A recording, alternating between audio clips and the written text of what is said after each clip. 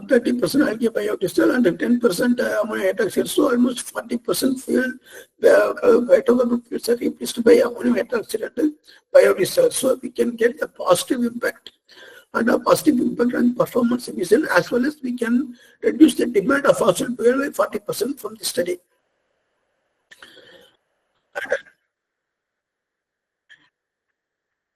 And this is one more study we have carried out. This is for optimization, algae biodiesel and optimization process. Here we are using different biodiesel, and also we are using different wastewater nutrients. So the ones from the wastewater nutrients, we have measured what is the initial nutrient level, and we especially focused on nitrogen and phosphorus. After that, we have started to cultivate the algae for 2 weeks or 3 weeks. Then once the algae cultivation completed, we have measured how much percentage of nutrients were removed from the wastewater. That is the first stage of the experiment.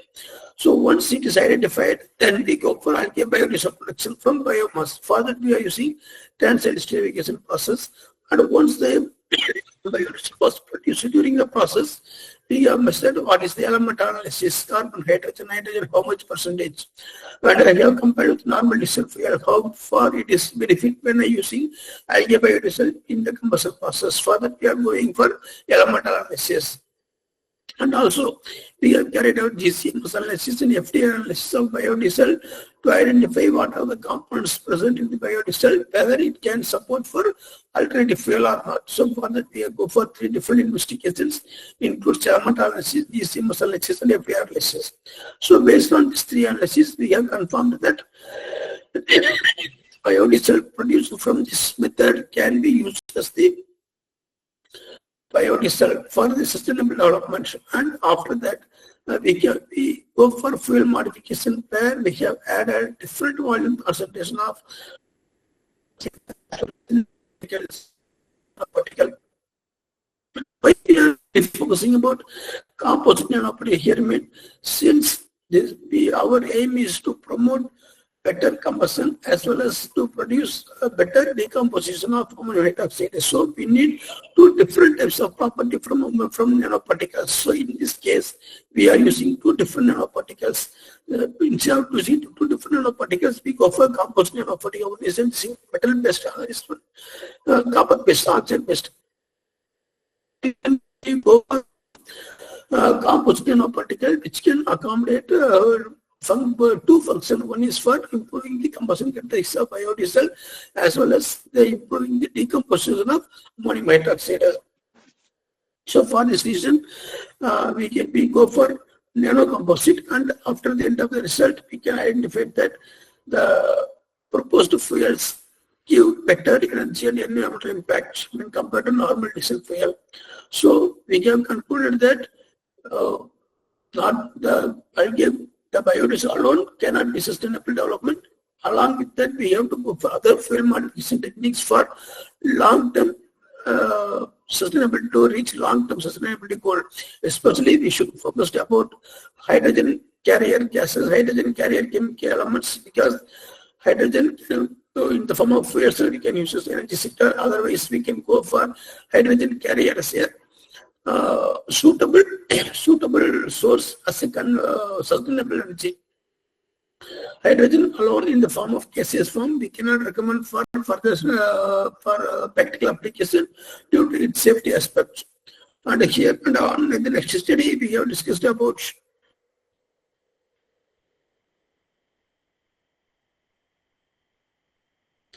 and in the next study, we have discussed about the use of nanomaterials.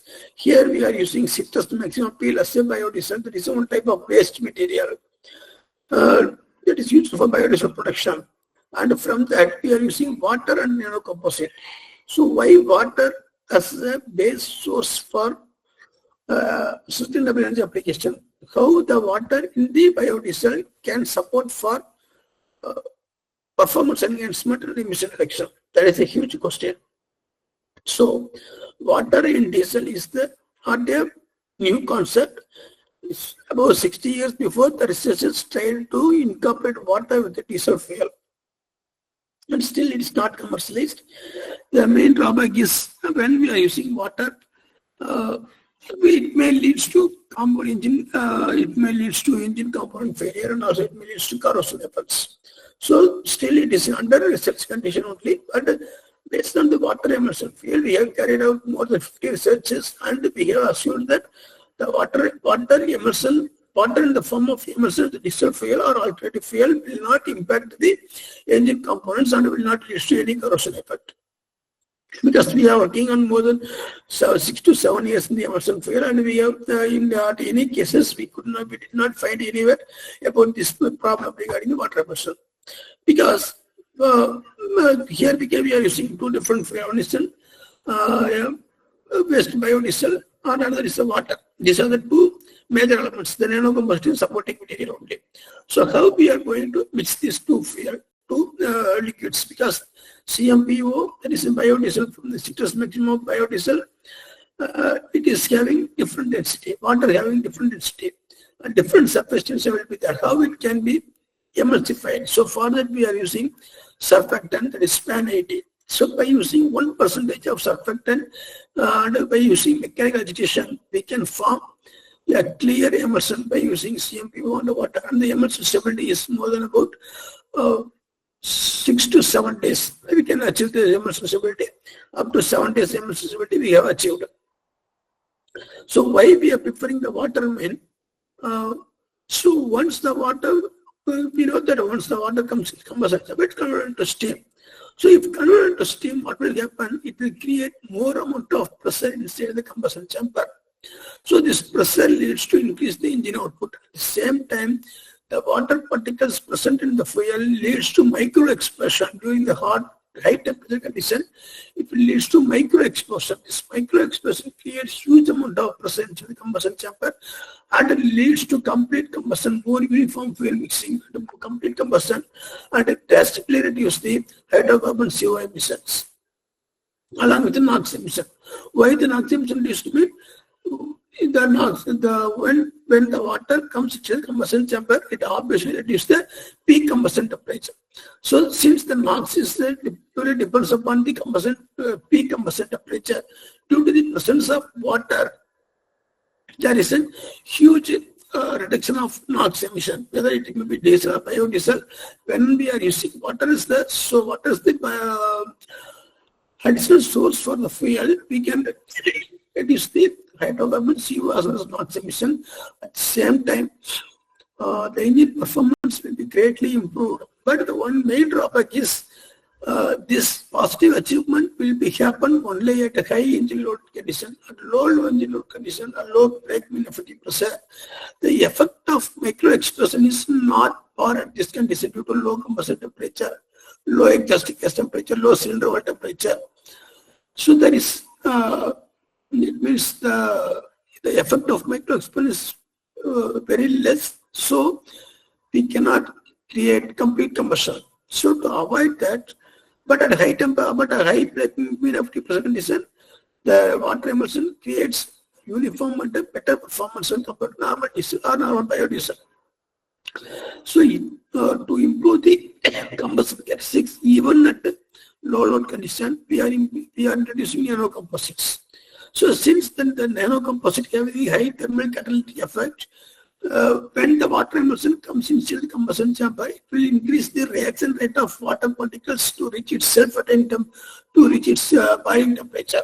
So it will increase the reaction between the hydrocarbon fuels as well as the air particles and hydrocarbon fuels and atmospheric oxygen. So it will reduce the increase delay effectively, and it can produce huge amount of micro explosion and even at the low load condition. So for that we are using nanocomposite materials there. Nanocomposite is a effective source for the water emulsion fuel.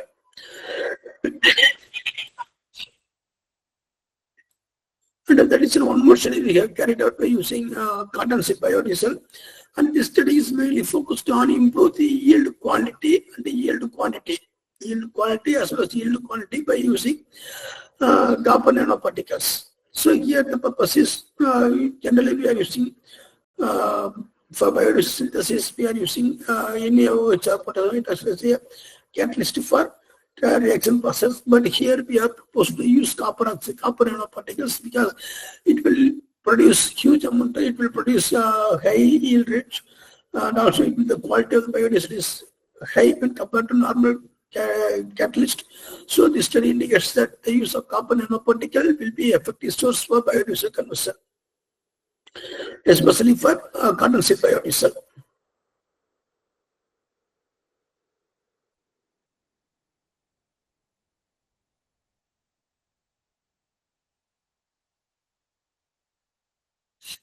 And that is another study we have carried out using pomelo peel waste biofuel. Also here we have enriched copper oxide and CNT nanoparticle, two different nanoparticles we have used.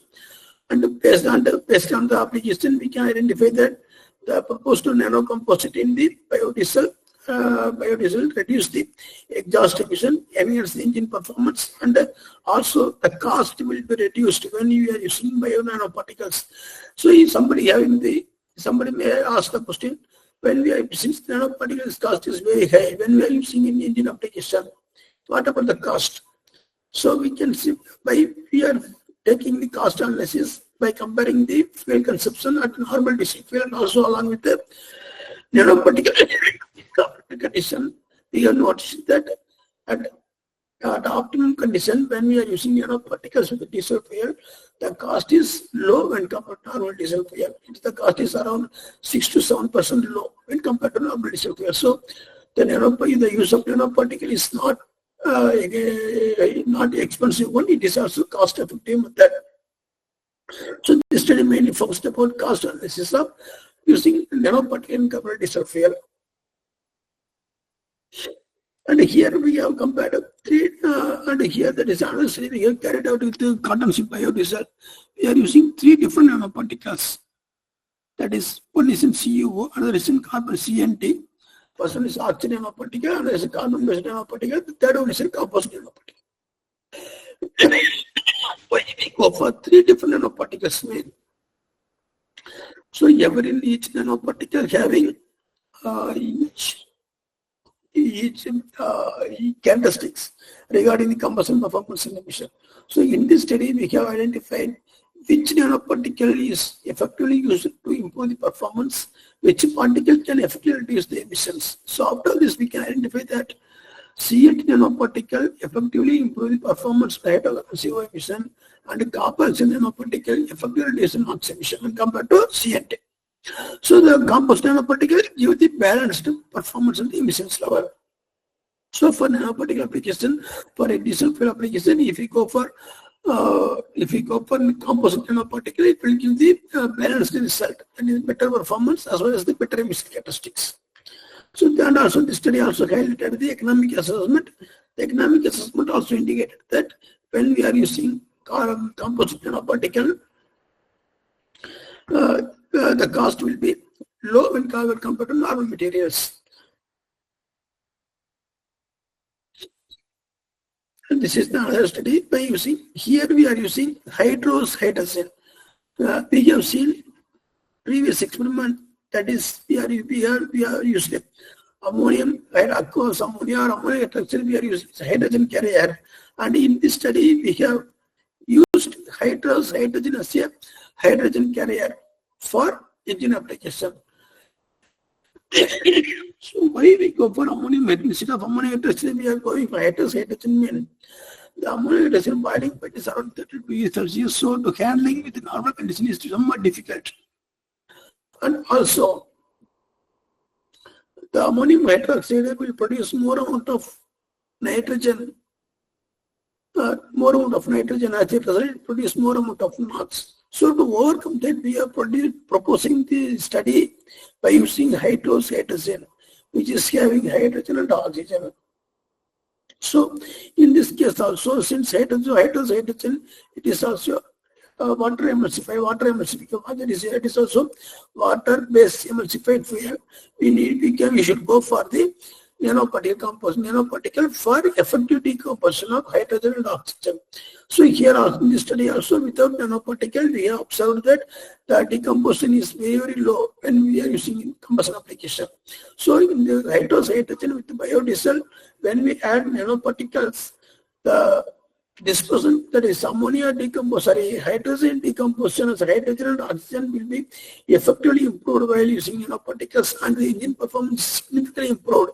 And in this case, the NOx emission also very, very less when compared to previous studies. So at present we are working for hydrogen. And one more thing, this hydrogen ammonium hydroxide, this ball or poisonous liquid. So while handling this hydrogen carrier, we should take care most safety precautions while using in laboratory conditions. Else it will lead to severe health damage. So that should be, we have carefully focused on that. And that is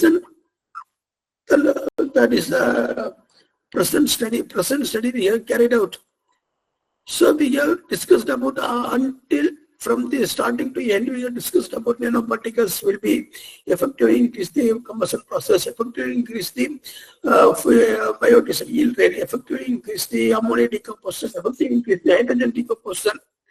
But after the combustion process, what happened about the nanoparticle? Because when we are using combustion process, when we are adding the nanoparticle to diesel fuel, it's go to the combustion chamber and it reacts with different chemical compounds and will produce the huge amount of energy. But the nanoparticles did not react with any materials. It is in the form of metal only during the exhaust. So if the nanoparticle comes to the atmosphere, what will happen? That is a huge question. So this nanoparticle having a huge environmental threat for the current situation. So how to avoid that? So for that, here we have produced one ESP integration system for diesel engine. So this ESP integration that is commonly used in power plants we are using, but we have fabricated a prototype model which is used for diesel application, where here we are having electrostatic precipitator integration. So here you can see that the engine exhaust, the exhaust gas from the engine comes into a separator. After the combustion process, the exhaust gas comes into a separator where here the large particles can be removed. Then this exhaust gas is passing to the air filter and mixing chamber where it blended with the atmospheric air. Then this atmospheric air then condensed air particles passing to the booster fan and passing to the electrostatic plates. So this plate have high voltage power supply has been applied on the plate, so negative corona will be created. So once the particles passing through over the plates, the particle can be absorbed by the plate due to the electrostatic magnetic field. So when the gas comes in out from the exhaust, from the engine exhaust, we can get clean air without nanoparticle. So this is the interesting one which we have developed in the recent days for ESP integration for diesel engine. Further, it needs some power supply. So to overcome that drawback, also we are now working on that. But based on our finding, up to that, the ESP electrostatic precipitator have the maximum capability to absorb the nanoparticles from the engine exhaust. And since we are optimizing how it can be effectively used or how it can be commercially used in the normal applications. That is ongoing. And I would like to finish my presentation. And once again, I am sorry for the improper audio clear because I was heavily infected by last 2 days. Throat pain and cold. Please acknowledge that and admire that, please. Any questions regarding that? You can ask that, please. If participants have any doubt, you may ask.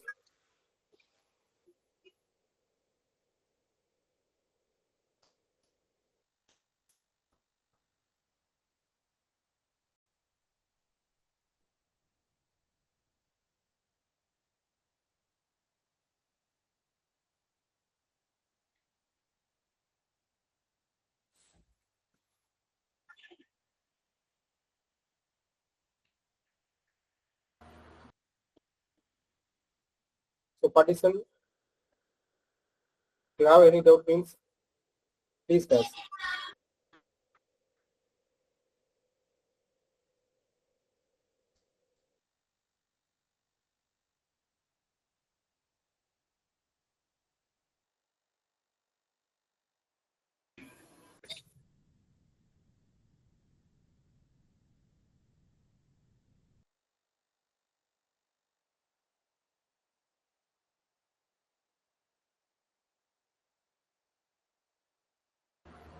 So thank you, sir, for your unveil itself. You have to deliver a wonderful speech. Yes, thank you, sir. Thank you, one and all. Thank you very much, sir. Can you messenger thanks to your management, sir? And also Mahesh, sir. Thank you, sir. Yeah, thank you, sir. Sir, shall we leave, sir? Okay, sir. Yeah, thank you, sir. Thank you so much. So participants have to wait. The initiation will be start shortly.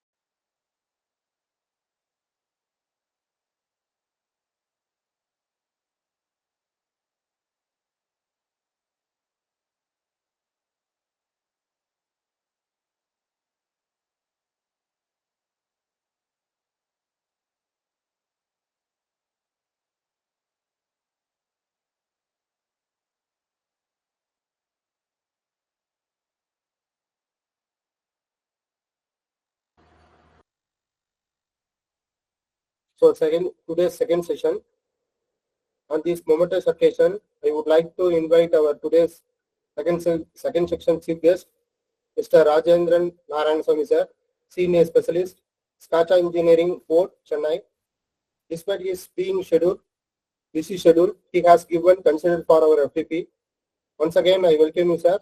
I will hand over this session to our resource person, Mr. Rajendran, sir.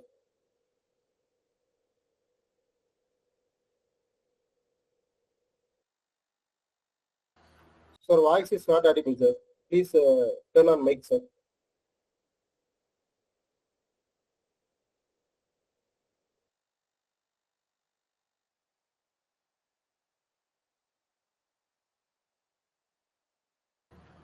Sir, mic is switched off, sir. Please turn on, sir. Bottom side, there is a mic, sir.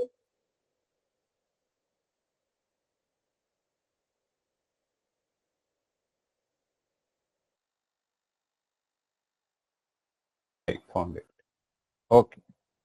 Sorry. Welcome you all. I am going to present on NVH. I hope all engineers from final year or second year or third year, because some of the terms may be new to them. If anybody is unable to understand, you can raise the question immediately so that I will explain in more details, because this subject is NVH. It is more related to the analytical solution, and here it is some basic things you need to understand. And before going to the presentation, I am Rajendran. I have around 20 years experience in automotive field, and mostly around 14 years I am working in Ford Chennai. My most of the work is from body NVH and engine NVH and exhaust. I am mostly worked in softwares. You may know Hypermesh, Naston, Optistect, and these are the virtual. It is CAE. It is a virtual testing tool, because before going to prototype, each design phase, it is difficult to build and test. So we are using CAE method, and I worked around 1.5 years in JLR, UK, and this is my overall experience. I completed my ME from MIT, Chennai. Yeah, and I am moving to the presentation.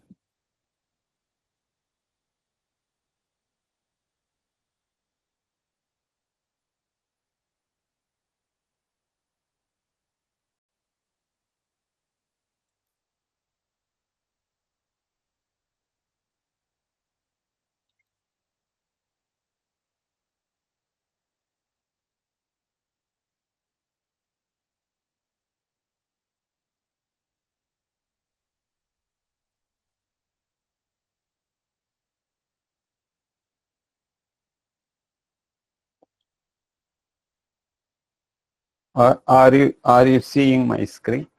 Is Yes, sir, it's visible, sir. visible? Okay, fine. Thanks for the confirmation.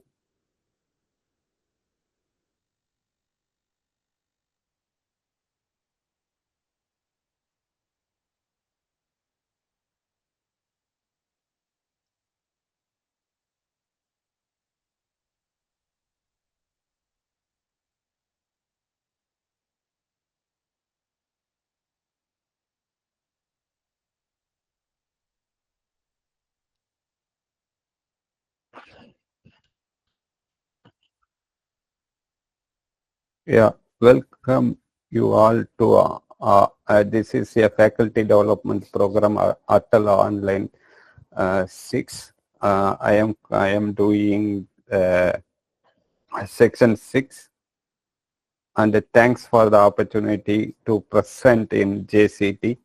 I thanks Mahesh sir also.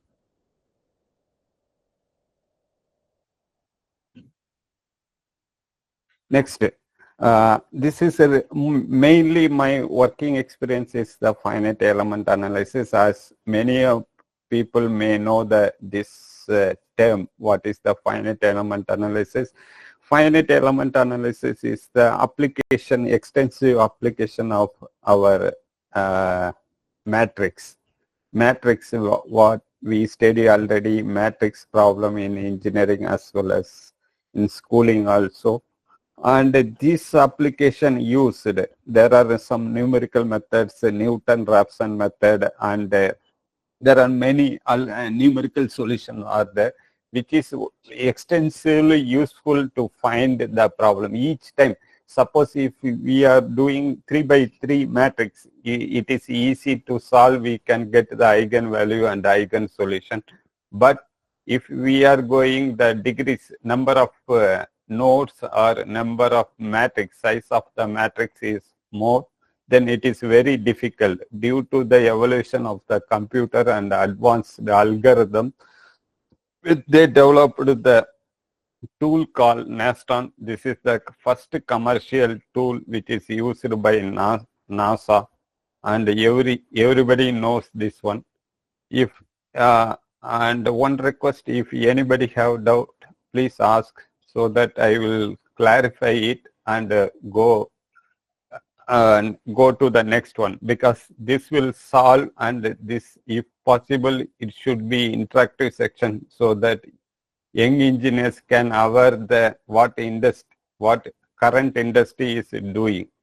Generally, why finite element? Generally in industry, once we design the software, not software, in the CAD, in the software, every time the prototype, we cannot, because generally in automobile industry, car industry, we need to construct the car within 3 years. But due to the competitive, because some company produce the car within 1.5 years, that is general. We have a lot of competition or a lot of challenge in the market.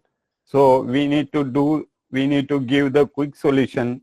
So each time, and there are also some regulation standard, crash standard and NVH standard, durability, that is warranty problems, all are there.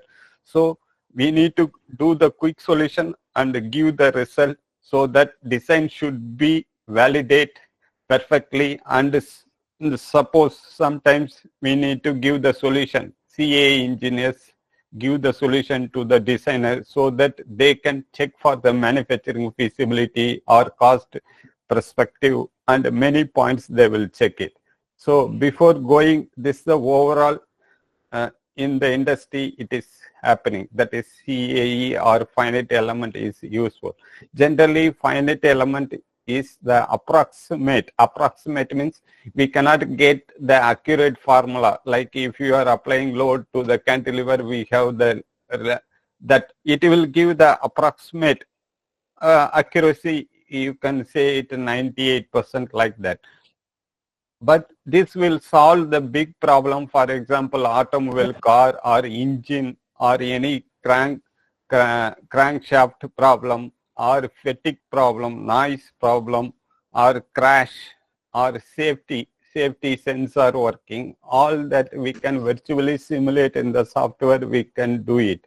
For that purpose, we use the tool, we use the method called finite element analysis. In this, using this method, there are some solvers like ANSYS, Naston, LS-DYNA, PAM-Crash, and Abacus. There are many tools, commercial tools are there, but I am working in Naston and OptiStack, which is good for NVH problem, which is comparable with the testing result. Generally, in automotive industry, once the design is validated, they will check for the manufacturing feasibility, cost feasibility, or design for assembly. Whatever we are giving solution, or like example, adding the stiffener or not. So they will check it, and if it is feasible, then they will design is freeze, and then they will go for the next one, because generally cost optimization is a very important parameter. For example, changing the thickness of the sheet metal, it should withstand the load, as well as it should bring the cost down. So there are many things are there. They generally industries are checking with the competitive. These are the advantage. In order to produce the quick solution, we need FEA is a must in the current scenario. So what it will give, we need to build the discrete the model into small design. For example, if you take, we'll go to the slide. Example, this slide, if you see this one, and the beam problem is discrete into the number of nodes, and it will construct the matrix example like this.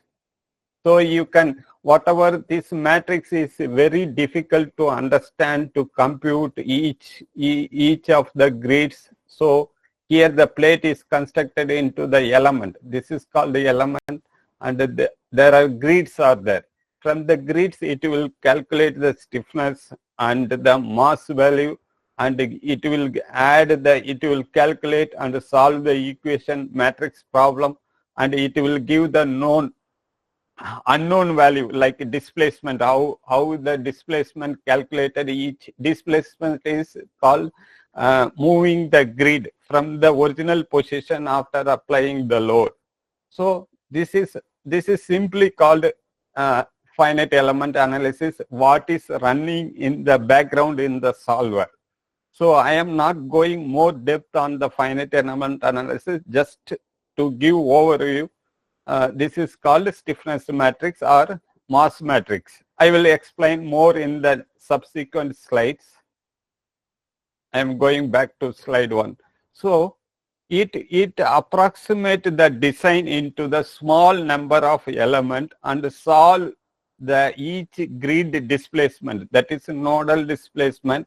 From the nodal displacement, it calculates the stress, strain, whatever we required in the solver, it gives.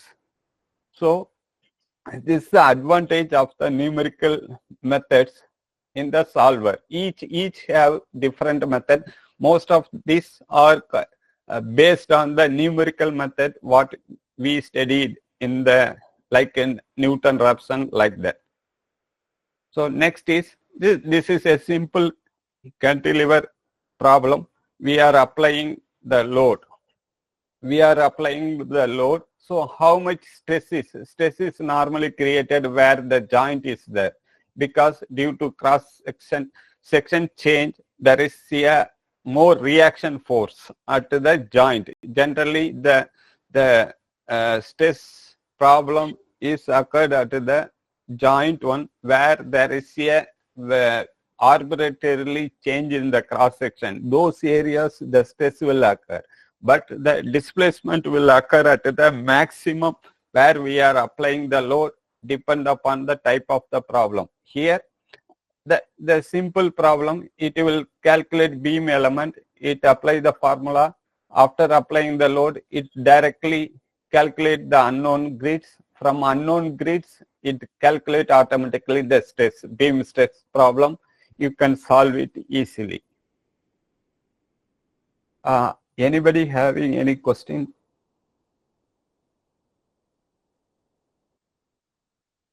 Or everybody is understanding? Or am I going very fast or slow? Type so that I can understand.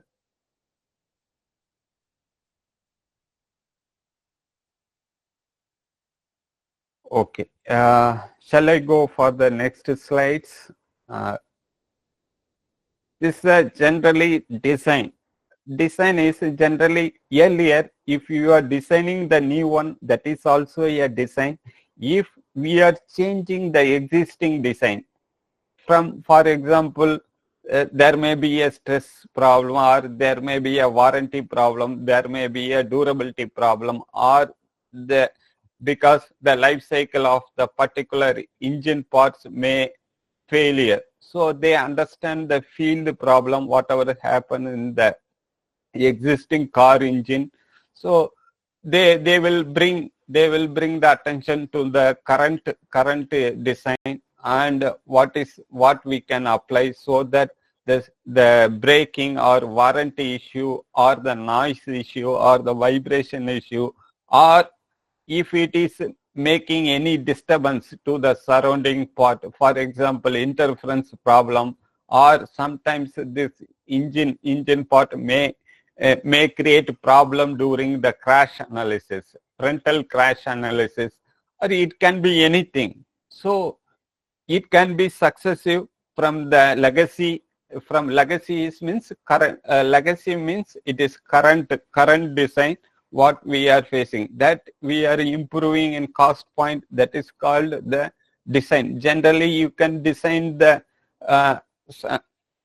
generally we can design the part using AutoCAD or any 3D software like Pro-E, Creo or CATIA, Unigraphics, etc. SolidWorks. So something we need, after designing, we need to validate. That is called meshing. From the design, converting into the finite element model consists of segregation of the CAD into small structure is called meshing. It depends, there are different types of meshing is there. I am not explaining, I am not focusing more on those areas. For curiosity purpose, I am explaining there are 3 element types. Generally 3 element types are there. One is 1D element, one is 2D element, one is 3D element. 3D element where we can use, if it is bulk structure, we can use 3D element. If it is a sheet metal part, we can go for 2D. 2D approximation is good. And if there is a beam problem like a bolt or any structure, if the length of the section is more compared to the width and the breadth, width and the height of the section. If for that purpose we can go for the 1D element, that will give the less computation time, but it will give the more accurate result. This is the 3 types of the element types which we are used in finite element, and there are some other element, mass element and spring element. This is very important. Using this element, we can create any number of, the basic fundamental is in finite element. One is the spring and the mass, because the spring stiffness is related to the static stiffness and the mass is related to the dynamic stiffness. This is general. So after design, so you need to validate whether I am getting the maximum displacement is getting less than the required value. For example, the allowable maximum displacement, this is the design guidelines. They will give the, for particular load, whether we are getting less than 5 mm or less than 1 mm, and whether we are getting the stress less than yield stress. These are the design criteria. These we are doing, and in NVH also mostly we are doing in frequency dynamic analysis. Suppose if there is a durability engineer, they will check these things.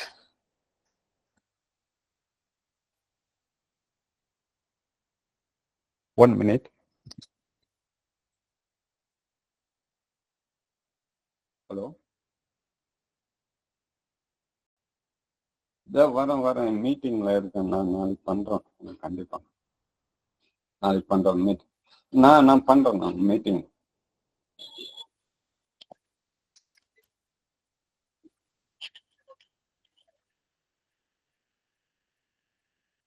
Sorry for that. And this is called, we need to validate the whether the design is right or something we need to. So as a CA engineer or NVH specialist, we need to give the counter solution or like a design improvement, and example, adding a stiffener or changing the cross section or increasing the bead in the sheet metal. Like that we need to propose the design, so that is each designer expecting from the analyst.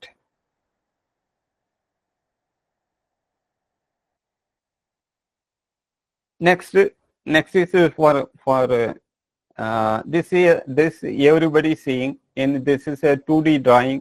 Generally it gives the dimension for the each one. In CAD it is very difficult each part, but in 2D drawing format in the manufacturing industry you can visualize this one.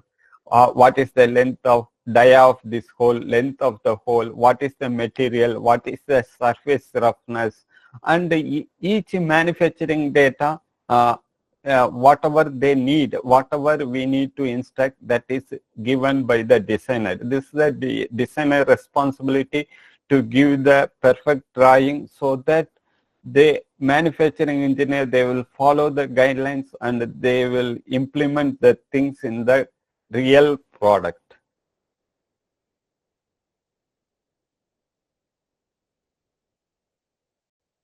And generally, we need to understand the type of analysis.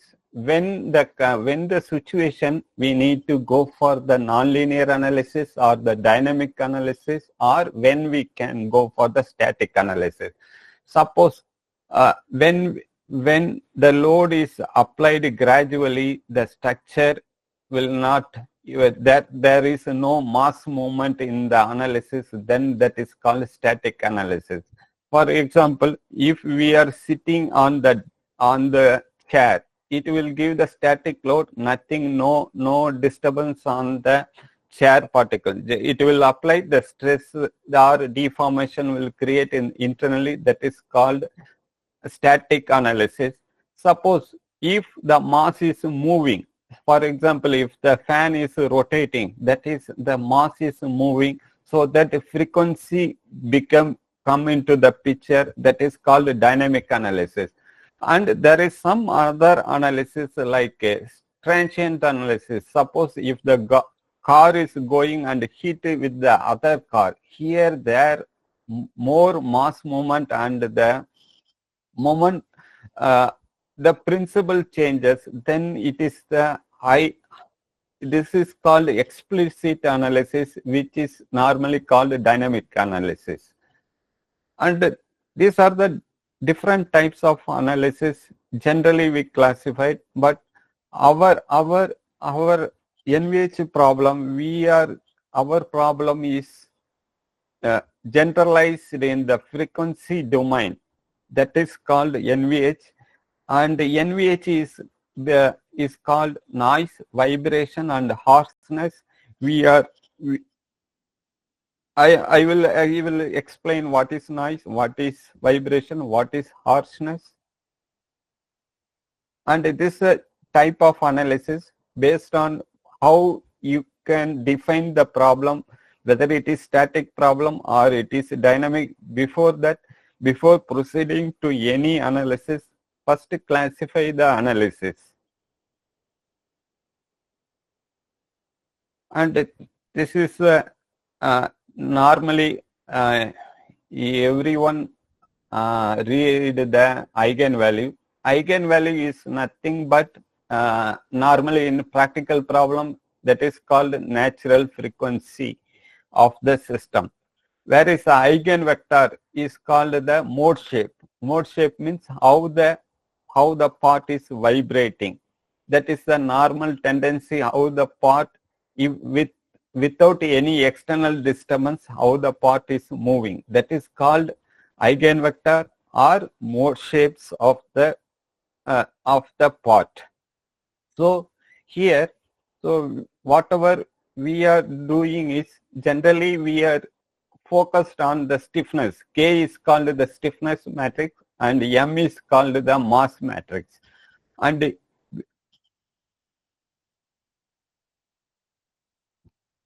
I will go. This is called the, before going to the mass matrix and the stiffness matrix, and I am explaining about the degrees of freedom. And each point has 6 degrees of freedom. Freedom of degrees of freedom means it can move freely in any direction. For example, it can move freely in X direction, that is called degrees of freedom in X. And similarly Y direction, and similarly in Z direction, and rotation about X, rotation. This is a major. Using this 6 degrees of freedom, you can define any angular direction. If it is perfectly moving in X direction, then you can say the particle is moving, the part is moving, or particle is moving in X direction.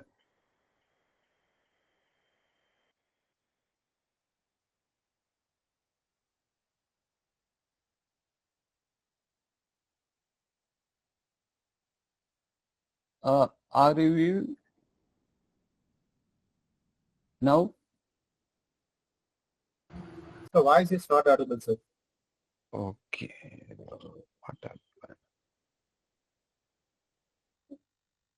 Our screen is The screen is visible, sir. okay.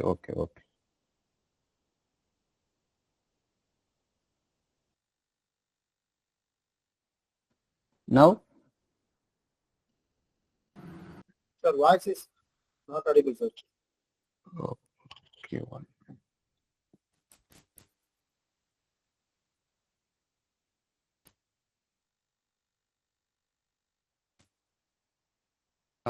Could you please check now?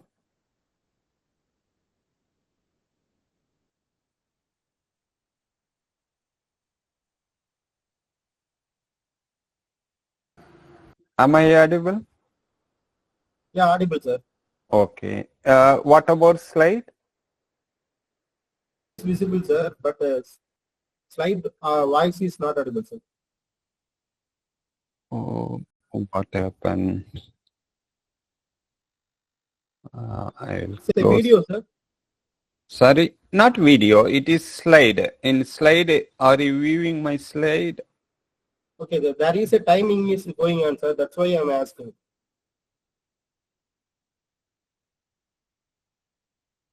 .46.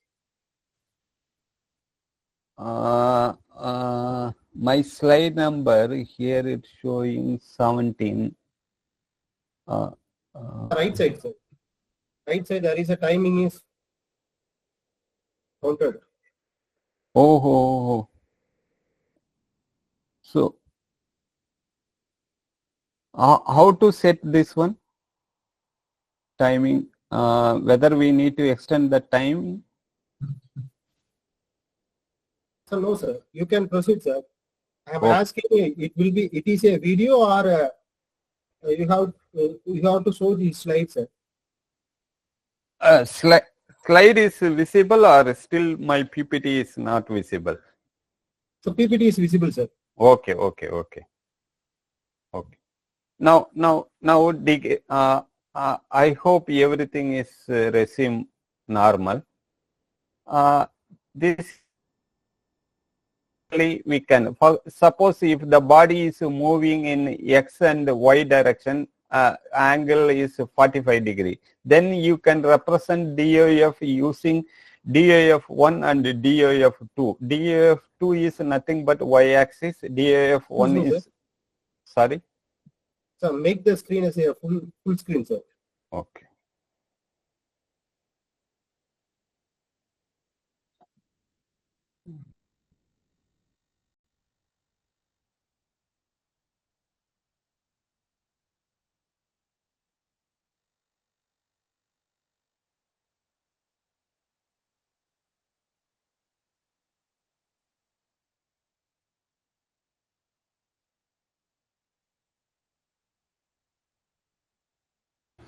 Now visible, sir.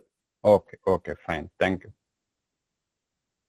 So now this is a DOF. Using this 6 DOF, you can define any direction how the position of the particle or part where it is located, how it is deforming. This is called a degrees of freedom. This is very, very important when you are doing any analysis or using, this is the base for any type of analysis using TAE.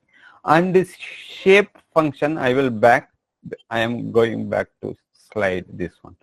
So this is a degrees of freedom. For example, if you take one particle, one grid, it has 6 degrees of freedom, 6 matrix 6 by 6, and the mass matrix also 6 by 6.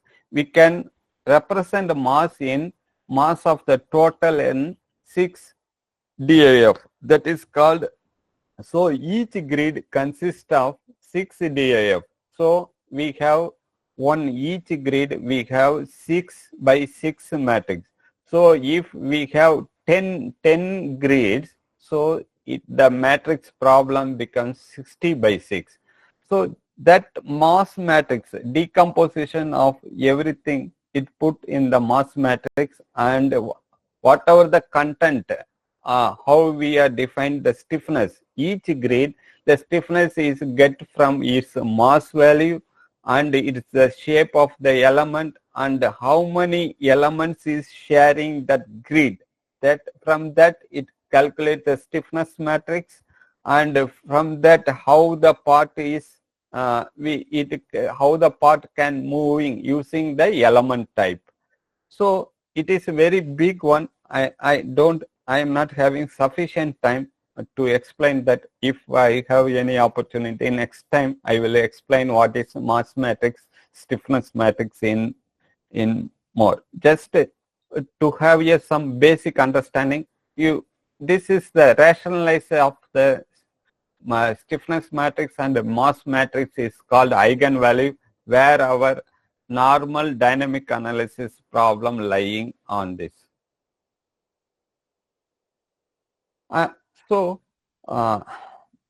Next we will go for this is a normal simple problem, how we are representing in the finite element. One, we are representing the mass matrix, mass value, and one we are representing the stiffness value, and next is the damping. Damping is very, very important for the any dynamic problem. It is a important one in the NVH, because due to damping only it absorbs the energy. For example, the damping. So if there is no damping, the particle will vibrate infinitely. Due to damping only, if you oscillate any simple pendulum, it comes to restore its original position. That is called damping. For example, if you open the door, there is a hinge is there. So after some point of time, it will come and lock the door. So that resistance is called, or resistance or viscous, that is called damping. This is very important.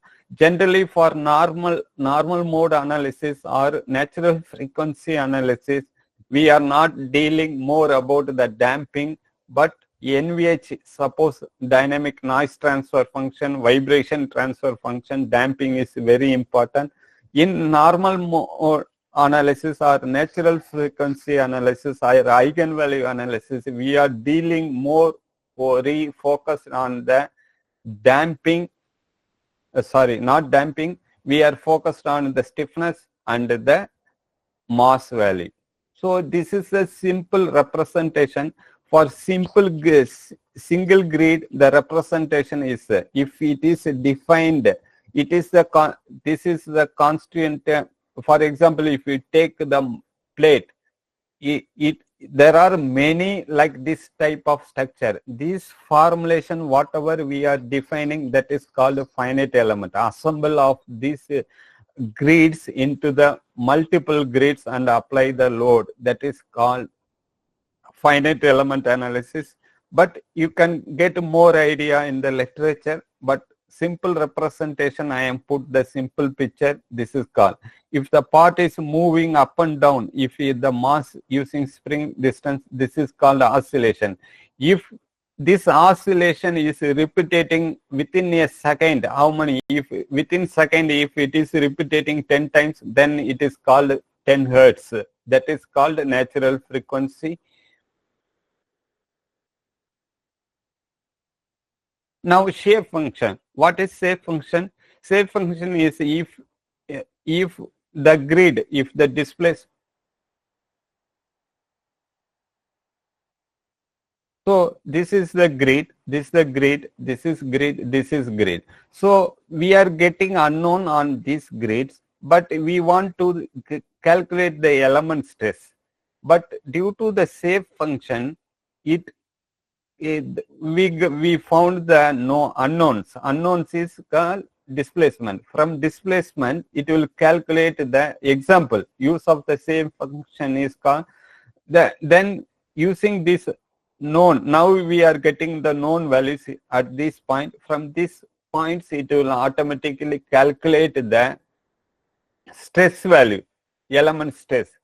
That is called, by using shape function, we can calculate the stress value from the grid values, grid displacement or nodal displacement.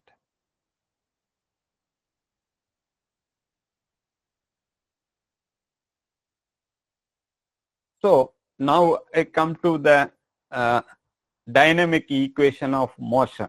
How the system, how we are formulate the equation, that is explained here. Total entire problem we are formulate into the simple problem, that is called mass matrix, mass times into acceleration, and damping into velocity, and stiffness into displacement equal to the F of t. F is nothing but force in terms, it can be represented in the time varying force, or if you are defining in time and frequency are dependent one, so interlinked one, so you can define in terms of hertz is called NVH. If the function is defined, the force is defined in terms of time, that is called crash analysis. And if the force is not changing, that is called, if force is constant, then that is called static analysis. Normally in the static analysis, we won't bother about mass. There is no mass moment. There is no change in the mass here. So these terms become zero. We assume that there is no damping here, damping occurring in the system. So these terms become zero. Then stiffness times of unknown one. This we are finding from this one solver, that is displacement. Then force, applied force, this is equal to directly proportional. So when we are moving to, this is static, when we are going for normal mode analysis, generally what is normal mode analysis? Before going that, show some video.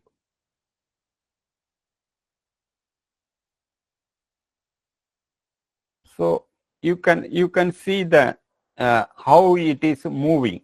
Generally, if you see any particle, it looks like a stationary part. But in reality, if you by naked eye, we can't see the part is moving. Even stationary part also tends to vibrating. That is called natural modes, that you can't see in the naked eye, but you can see it in the microscopic level. For example, table. Now this table also vibrating. It has one characteristic. That is, for example, this string has how the possibility of shape. This is called mode shapes. It can move freely in this direction. This is a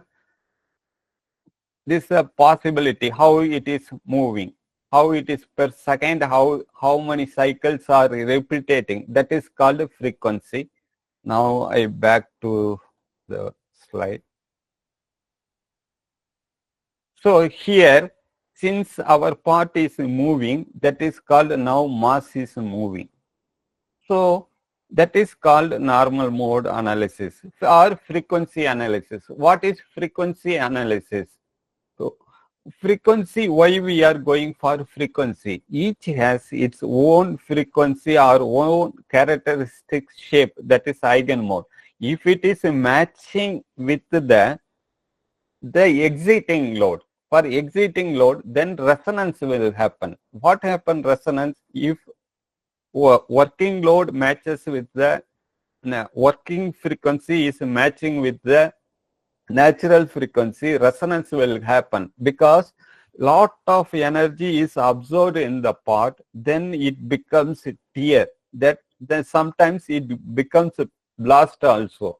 So the vibrating, that the internal energy is relieving, the parts become tear. So I'll go back to the now you can see this is the resonance problem. For some type of movement, the small one is vibrating, and after some time, if we increase, then this frequency is matching with this frequency, that this ball is vibrating. And after some time, if the movement of this vibration movement is matching with this one, this is called resonance. So resonance, it should not happen. We should design the part in such a way that it should not match with the other part. This is an important one. Now back.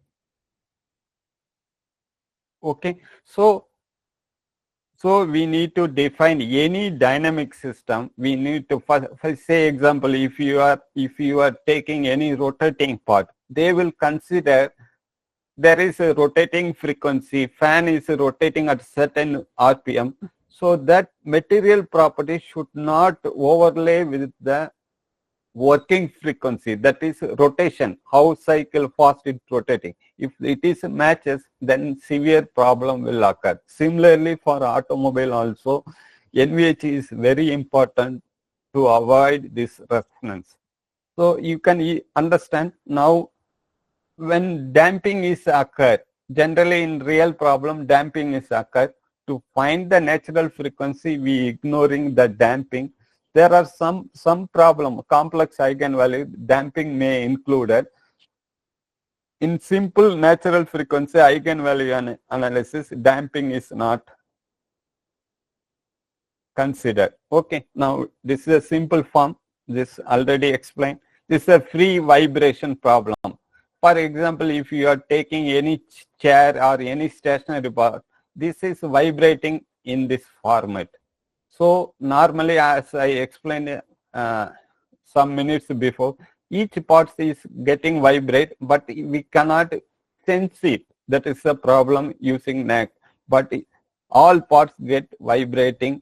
So that vibration study is called eigenvalue analysis or natural frequency analysis.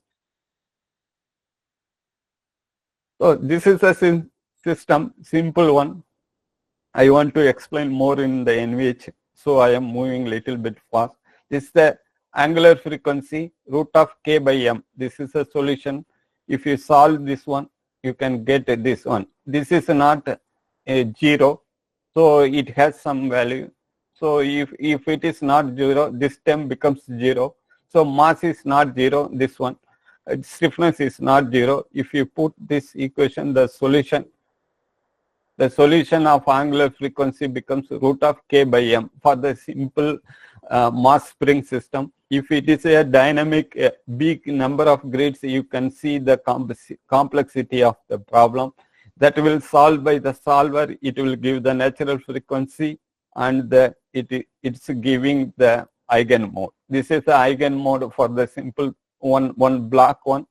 The first frequency, this part becomes, in this area there is a more deformation, whereas other frequency, here there is a mass movement is more or deformation is more. Here in the next frequency, here in this part is more. Using that, you can understand where there is a mass movement, how the shape, dynamic shape become, so that how to increase this frequency or how to reduce this mode. If this mode becomes any problem, you can visualize in the post-processing and you can give the solution to the designers. It's a normal mode, how the shape looks like.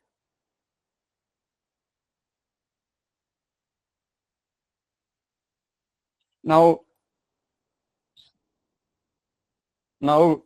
mechanical analysis in automotive industry. Generally, there are many analysis are there. We are not bothered about electrical analysis or electronic analysis or some other analysis. We are focused on mainly on mechanical analysis in automotive industry. One is NVH, noise, vibration, harshness. I will explain the term in detail in the slides. And the next is the durability or strength or fatigue problem. If the load is, I will give you the just insight of this one. If there is a continuous load is applying, for example, the crankshaft is rotating continuously, that is called fatigue problem. Durability problem is sometimes if we are sitting on the car and rarely the force is transferred to floor or the dash of the car part, that is called durability. And a crash, you know, that is if the heavy body is moving, hit on the wall or crash with the other, that is collision, that is called crash analysis. Similarly, safety analysis. Safety is like airbag simulation, and the seat belt analysis, that is comes under safety. CFD is the very important one, that is called the cooling systems and the heating system in the car. Suppose in cold countries they want hot temperature, so hot one, and whereas hot countries we need cold temperature. Everything, radiator and the flow pump. There are many pumps are there in the engine with the attached to engine for the different system to work. That is the CFD engineer's role. Now I am focused more on the noise. So sound is the provocating type of the energy. So noise is the unwanted sound. And if it is above the threshold, it creates the some unpleasant to the human being, that is noise, and that is audible. If the sound is above the threshold one, which is not audible, that is called ultrasound, ultra noise. Vibration means that is a feeling. You can touch. If you in the steering wheel, you can sense the feeling. Or if you are sitting in the car seat, you can feel the tactile. Tactile means touching. And what is harshness is nothing but tactile and audible. When this will happen is when the car is moving and suddenly there is a pothole. If there is a sudden and jerk load, that system, then what is happened to the car body or the any part of the car structure, that is called harshness. These are the classification in the NVH, and there are road NVH and that is due to tire and how it is transformed to the inner cabin, that is called a road NVH.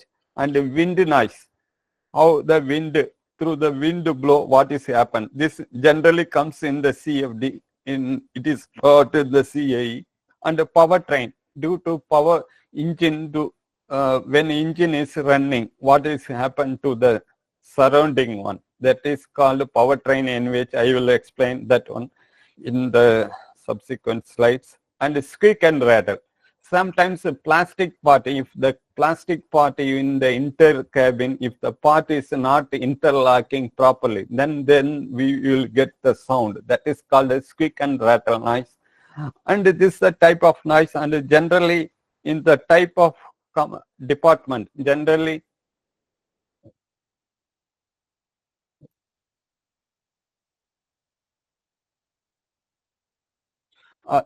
before going to that one, this is a body, this is called BAW, and one is chassis and another one is powertrain.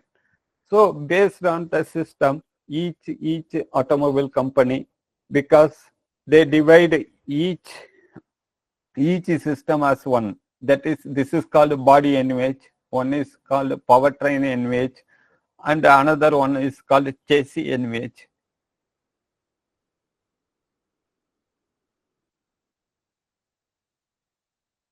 So this is a body NVH. We know the body, what is happened to the body, because generally where the driver and passengers are sitting, we want the comfort, the body. The body is a stationary part. There is no rotating part, a major rotating part in the body system. Generally the force transfer will come from the chassis part and the powertrain part. Here, this the force is coming and transferred to the body. So whatever the force is coming, we need to reduce reduce what is the force or vibration coming, it has to be reduced, and that transfer, so this is called the transfer function. I will explain more the transfer function later stage. And so you feel less noise in the inner cabin. So this type of engineering, only they will focus on the body system. It consists of door, BAW, and IP panel, seat, whatever the inside, that is called body NVH.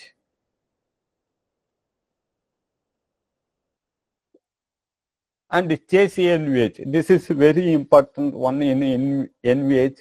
Generally, if you reduce the suspension, if you have good suspension or good spring system or good shock tower and good subframe, then only the transfer from the chassis, whatever the shocks absorbed from the roads, it won't transmit to the body.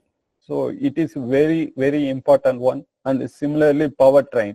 These are the very important, and whatever, suppose from the engine, it will radiate the sound, it will transfer to the cabin. This is one important. And surrounding, if the part is vibrating more, then mileage, because it absorbs the many energy, it won't transfer to the correct part, then we should reduce the NVH, noise and vibration.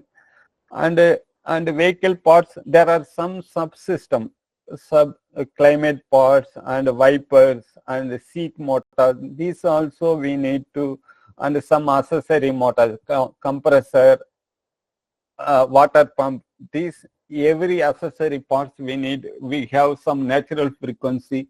This should not touch with the other parts. I will explain this one, how this in the modal alignment chart. Next, the important is we need to feel the ride and comfort. That is very important, and the sound quality is very important. These two will transfer, and it gives the more important in the NVH aspects of the any car. And generally, these are the parts, source of the noise producing one or vibration producing one from the engine or exhaust or brake system, and road and tires or wind noise. This will calculate, and it will convert everything and transfer to the body. That is that we are dealing how to produce the good quality body and good quality engine. Everything we are seeing in the next slides. These are the source of the noise sources or the vibration sources, where the how it is occurring, how it is transferring to the inner cabin. So now we are becoming more into the structure-borne noise, airborne noise. Generally, ride and comfort problem, major problem is around 0 to 25 hertz, and the noise problem is 25 to 20 kilohertz. And there is some problem where we are structure-borne noise, we are focused mainly up to 400 to 500 hertz. Generally, above 500 hertz, that is influence mainly the wind noise. If you consider the body NVH, we are going for engine, we are considering up to 4000 hertz for the engine. For generally body, we are working for a structural point, we are mainly dealing up to 500 hertz as a structure-borne noise. Our working frequency is up to 500. If you do the problem in terms from 0 to 500, that is sufficient when we are validating the car body up to 500 hertz. If we are validating some other parts like engine, we are validating up to 400 hertz. There are many engineering is there behind that. I am not having sufficient time to explain that one. Now, this is a tactile and visual vibration. Generally, for example, if you are moving in low speed, then you can formulate the problem, ride comfort, everything under 25 hertz. The noise problem is 25, same one. This is a general how we are modeling the problem. The one is excitation source and the vehicle dynamic response. This is our part, what we need to focus. This we cannot able to control. We, as per the road condition, how it is, we need to withstand all the road condition. That is not in our hand. Our body should sustain our powertrain. Any part should sustain as per the competitor requirement or the legacy requirement. The legacy requirement means what is the vehicle which is running in the market.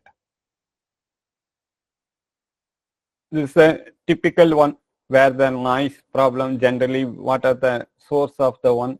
Exhaust is producing 32%, like this some statistics. Which one is creating the problem? Intake is creating fan, like this miscellaneous.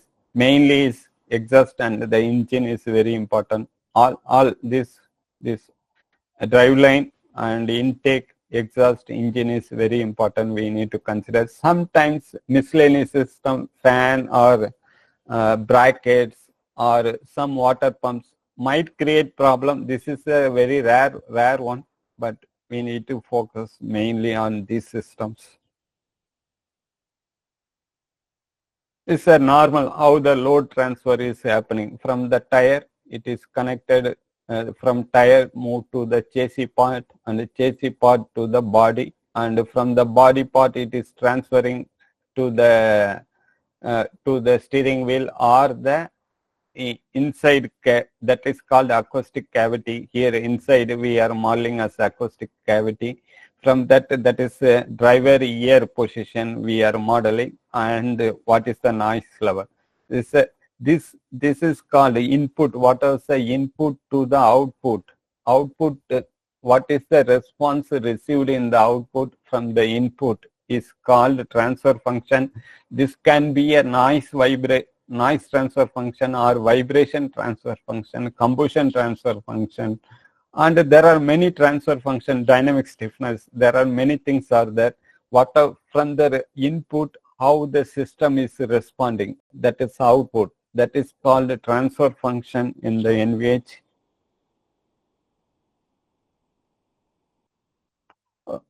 I will go a quick one. Generally, the car body is, this part is called the A pillar, this is a B pillar, C pillar, D pillar, and front rail and rear rail. There are some part is there. Here glass, and these are the construction of the part. This is called the rear quarter panel and roof panel. There are many parts. This is called a typical BAW. BAW is called body in white. This part is not painted. This is a white color one, that is called body in white.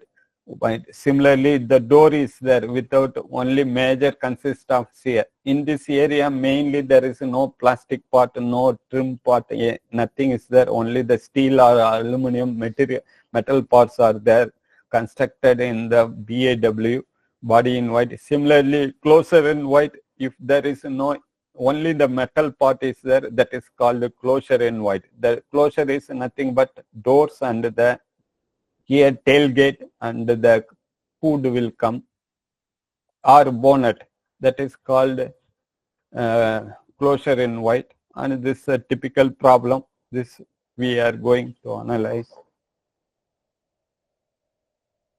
And generally these are the engine parts, how the engine parts is looking. This longitudinal engine, cylinder block and head, cylinder head, intake, exhaust, and this is a cam cover and the oil pan. These are the general parts. And similarly powertrain, engine with the transmission is called the power plant in the automobile engineering. And whether if it is add a driveline system, that is called powertrain systems. This is a typical powertrain systems where the driveline, differential, transmission, all this part called the powertrain systems. And this suspension, front suspension, this is very important. This is very important or crucial in the design when the chassis part. This is a very important one when designing the car part. Generally, chassis part is very, very important for durability as well as the warranty, any purpose or performance purpose. The chassis part is very important. This is overall whatever I am showing in the typical automobile parts we need to focus. Generally, this before going to the part, when we are designing the system, we need to focus on the modal alignment chart, because since the one part natural frequency if made with the other part, for example, front end system is matching with the engine one, then there will be, if this part also vibrating and the engine part or any chassis part also vibrating, then it becomes the problem. So we need to shift this one natural frequency, for example, front end to some other frequency. For example, this is one scenario. There is ideal frequency. The ideal frequency is 25 to 35. This is a body modes. This one is a torsional mode of the body. This is a twisting mode. One is the vertical bending. One is the lateral bending. If anything matching with the ideal frequency, the ideal, it will zoom the resonance. You will face the more vibration or tactile vibration more. That's why it should avoid they will tell the body mode should be like this, 35 away from 25 hertz or less than or greater than. It should not coincide with the working frequency. That is very important in the NVH. First, if they are designing, they will inform the powertrain mode should be in this range. Body mode lies in this range. Example I will show in the next slide. These are the typical mode frequency, and this is the part. For example, powertrain mode should come in this range. You can see powertrain modes are coming. What are the frequency range? Up to 50 hertz. What are the system modes they are defining? Each subsystem mode should not interfere with the other system. These are the typical modal alignment chart, and every in PAT meeting or every meeting or approval of the car program, whether we are getting the right value. It should not interfere with the other parts, otherwise it becomes the problem in the NVH itself. If it is creating some problem, it may create problem. Sometimes NVH, if it is having less stiffness, sometimes this might create problem to crash also. So then crash function team meet together, and then they will understand the issue, and based on that they will work together whether to increase the frequency or reduce the frequency. This is very important in the NVH chart. So this is one which is very important model. That's why natural frequency is very important when we are doing any designing the system. For example, if there is subsystem, they are vendor, then OEM people will tell to the vendor, you need to match your compressor part should be in this frequency only. So that they will design and they will evaluate, and then they are sharing to the OEM.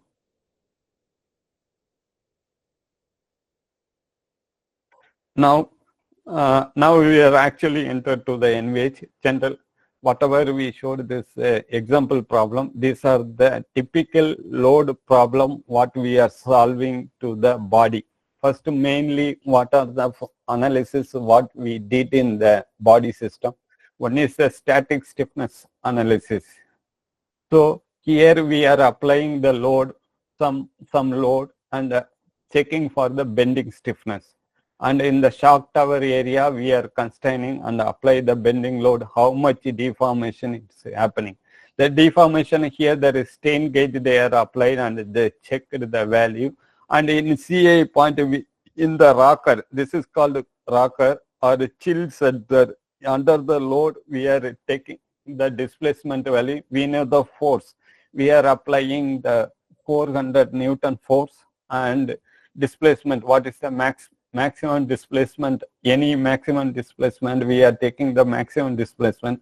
Force by displacement, that is called stiffness. This is called, it is the one parameter required for the health chart or the requirement purpose. This is called bending stiffness. And similarly, torsional stiffness. Torsional stiffness is very important. We are giving the twisting load and evaluate the torsional stiffness. That is very important for the evaluating the body. This is applying the torque and evaluate. This is very important one.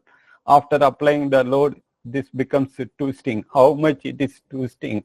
If there is less twisting against the load, then we are getting the good torsional stiffness.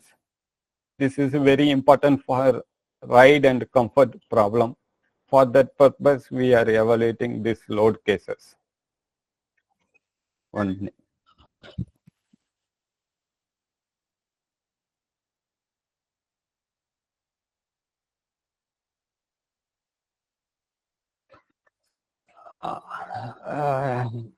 Any questions up to this point?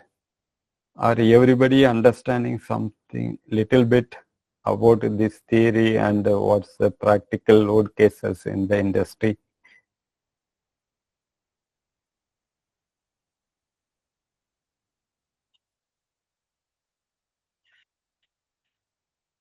These are the static analysis. There is no dynamic. We are applying static load just to evaluate the twisting one.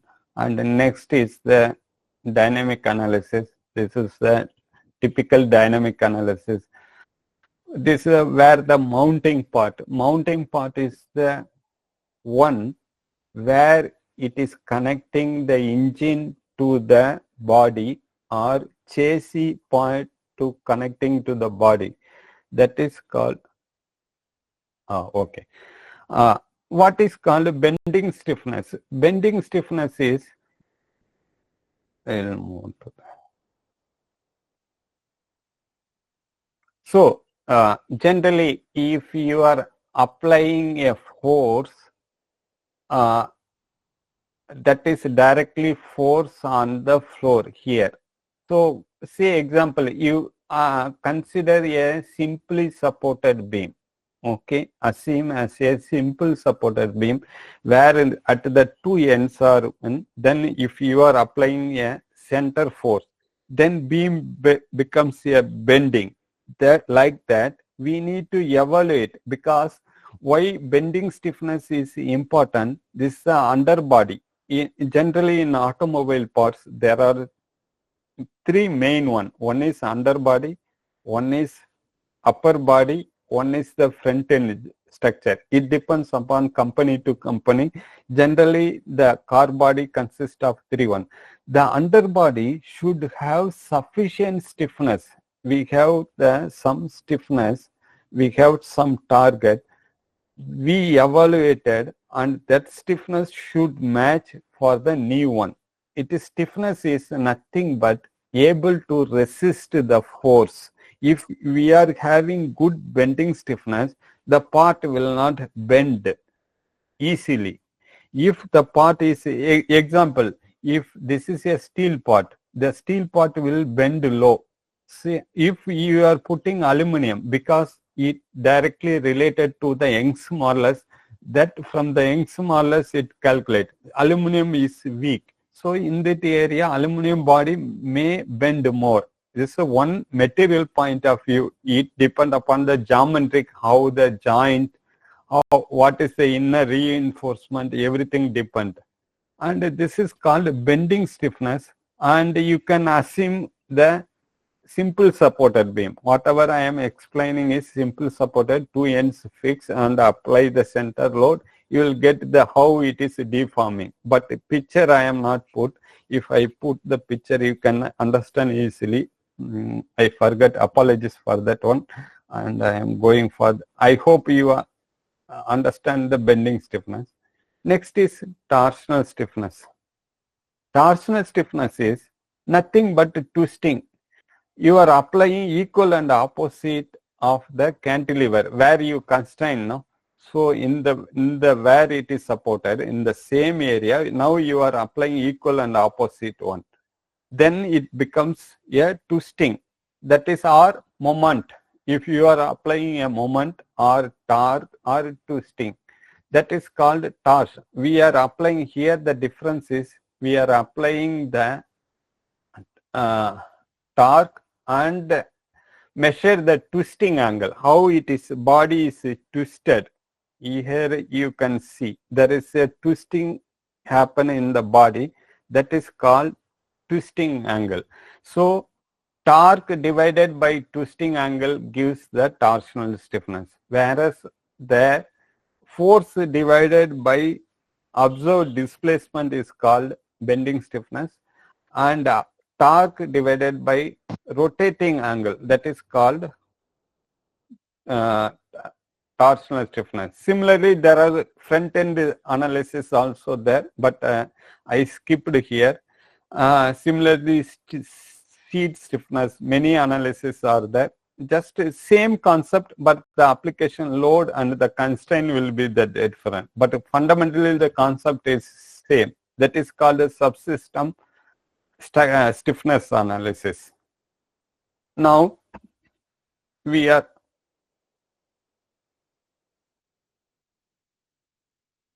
in natural frequency.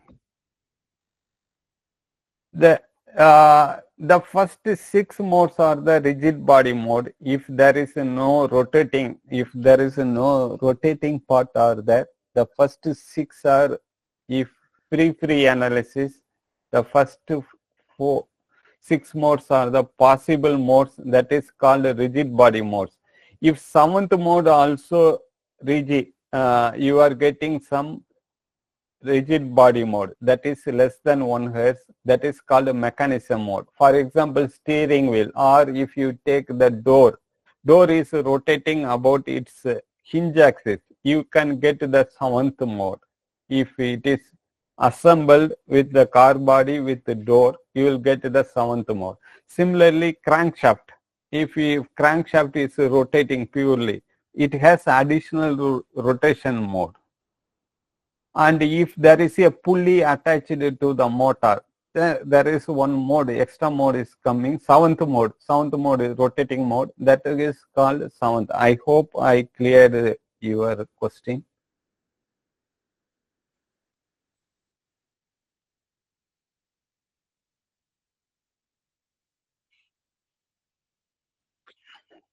Now we are moving to the dynamic stiffness, dynamic analysis. Before moving to the dynamic analysis, so what will happen to the software? It calculates the eigenvalue to the shape, and it calculates the modal displacement, not the original displacement. It transfer everything our model into the model coordinate, first one. It automatically transferred to the model coordinate. Then it convert our FE problem into model space. Then it calculate the set of model equation. Then after that it applied load. Then it gets the model displacement. From that model displacement, it get to the normal displacement. This is called normally the FRF analysis, frequency response analysis. Frequency response analysis, it becomes little bit difficult. Please understand what it solve. It solve the numerical our FE problem into the, it will transfer to the normal coordinate to the model coordinate. It solve the equation, you will get the model shape and everything in the model format, and it solve because we have a lot of grids that will convert into the eigenvalue solution. So it equivalently it convert, so that number of degrees of freedom is less. It will compute the problem very quickly. The solver time may be 1 hour, 2 hours in the server. it will solve the problem and it will give the solution. This is the basic theory. It might be difficult. If you are doing the analysis, you can easily understand. I will give the some how it is solving in the background. Now we are going to the practical one. Now this is the dynamic stiffness study. What is dynamic stiffness? Dynamic stiffness, generally we are now having the torsional stiffness, that is static. It is not changing with respect to time. That is the static one. Now here we are calculating the point. Here this is called attachment point, because for example, if you take this chassis point attached to the shock tower, to the shock tower, this is the mounting point. The chassis point comes and attached at the shock tower. There is a load transfer from the chassis point to the body. How it is transferring? This function, whatever the graph I am showing is, this is called the transfer function of this point under the frequency of 100 to 500 hertz. Example I am saying, and what is, you are applying the 1 Newton force applying at the shock tower, and what is the response? So wherever you are getting peak, so here under this one you can easily understand that under 400 hertz, this part, if you see the normal mode analysis under around 400 hertz, this part becomes vibrating. So you can see why this part is vibrating. Any connection missing, or in this area we are missing any shortage of stiffness. So using this analysis, you can see if there is a stiffness is missing, or if there is any joint is missing, then you can easily find out using this graph whether is it a real problem or something, or if you miss something, or if you need any material is different, what like that you can investigate into the problem. So typically what we this for example, shock tower response, this is called a frequency response function. Anything is called output by input. Output is, here I am measuring the example displacement, and if I am applying the repetitive load in the frequency domain by using shaker, here some shaker or some hammer, using that, so how it is response is there. So we are comparing this one with the legacy vehicle or the competitor vehicle, how the performance. Generally we have the target line, but here I am not put. Generally in industry they give the target line. Under this frequency the maximum amplitude should reach 0.001 or something. Some example I am saying, they give the target line. We should match. If it is moving above the target line, we need to look into the one, and we need to understand why this problem is coming.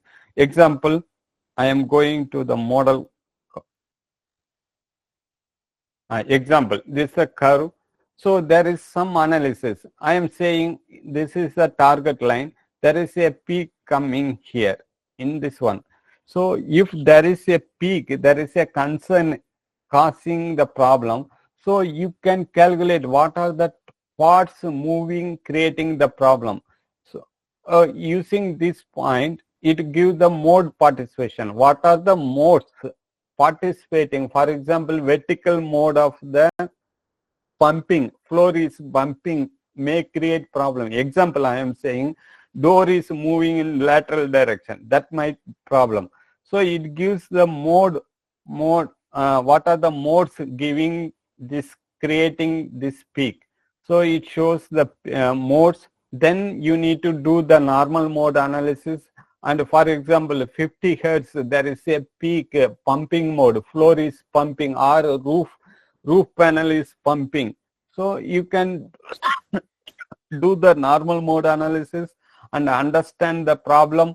So how to avoid the problem? by using the normal modes only, then you can understand what are the things, how to suppress this one, how to suppress this mode. Example, you need to think it and then understand and apply it and check what are the applied, whether you are getting the same peak, the same resonance is happening or not.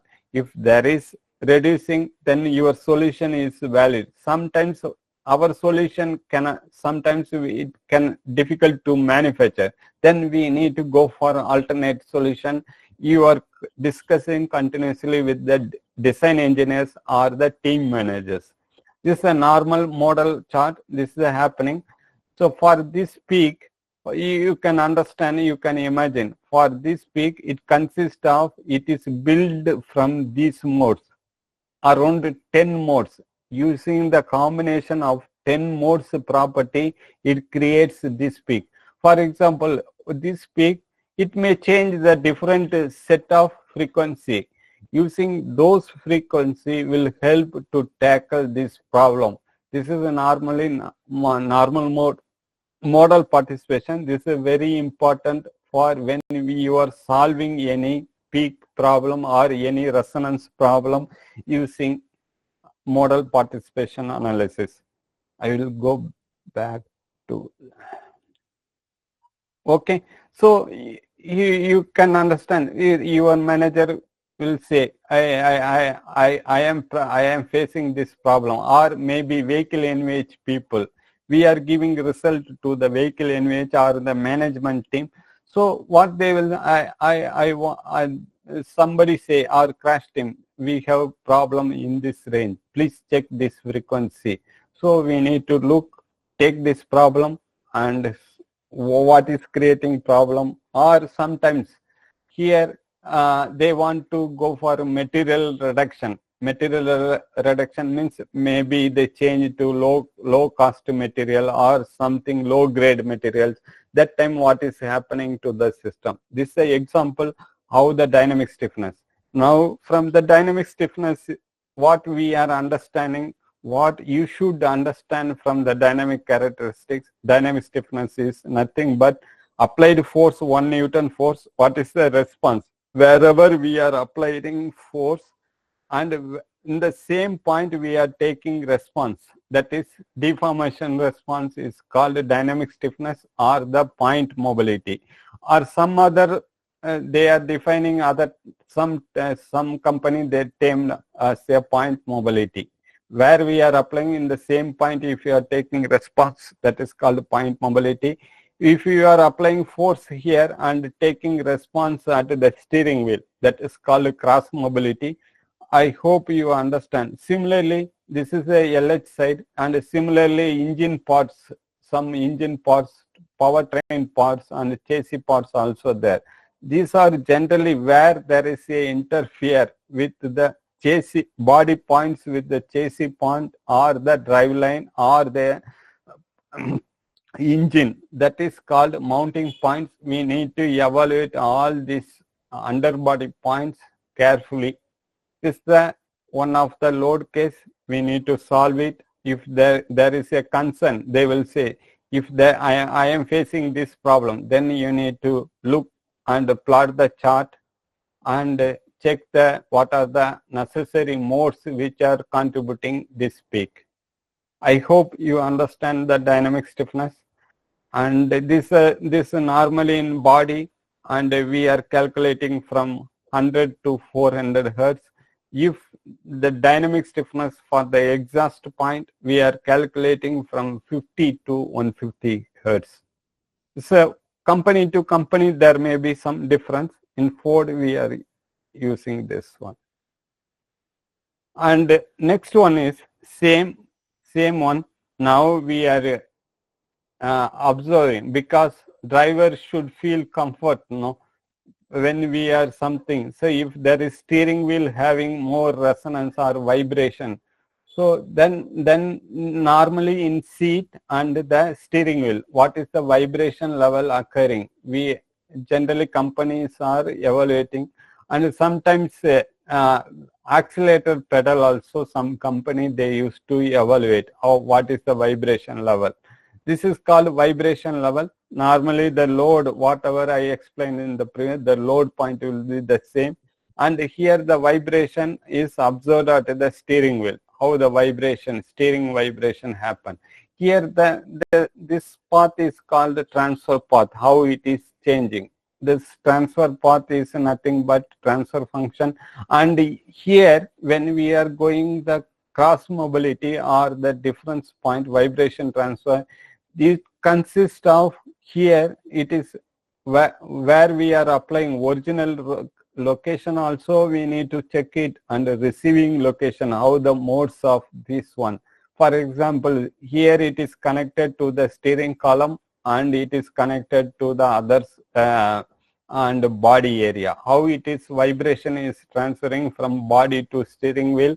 That connection point also we need to check it and observe it. From where, if there is a certain one, and check the animation, and you can easily find out some strategy, and you need to do how the steering wheel connected to the body, how the connection is there, how the model integration is there. You can understand. Here in structural it is not a problem. If you are going for acoustic, that is inner cabin, then that is the problem. Then you need to compare the fluid modes or the air cavity modes with the structural modes. That is a little bit tedious, but this is a little bit straightforward. You can find it. If there is a steering wheel problem around 45 Hertz, whether it is a global mode, something contributing, or if it is a structure, there is a some component mode in the dash and cold region. If there is some problem in that, you need to check the model thoroughly and evaluate the transfer function from the shock tower to the steering wheel. Similarly, rear spring to the steering wheel, or engine mount to the steering wheel. Like that, you need to evaluate. We have a lot of graphs are there, and we need to study it. We are studying that one, and we are comparing with the legacy model many things. And this is important one, vibration transfer function. Then and similarly, if the vibration observed at the seat location also, there is some load cases, some our customer, they are facing some issues, seat having issues. And sometimes we are calculating at the seat location also. Generally, as a standard practice, we are calculating calculating the vibration at the front seat also may create problem. So like that, this is one example. Generally, these are the typical problem for the vibration transfer function. And sometimes if there is a part facing any problem, some dash part is vibrating more, then we need to change the output request to the dash, or sometimes door, wherever we are facing. That time we need to check it, that one which is creating the problem. And now we are moving to the noise transfer function. It is here generally we are build the FE model, and here inside the cabin we build the acoustic model. It is a air model. We are building the model inner cavity, and in the driver location, driver left ear, and we are measuring, that is a mic location, and it observes the dB. In real test, that is the mic location. In CA point or FE point, it is we define the grid, and the response point is the dB. We are measuring in the dB.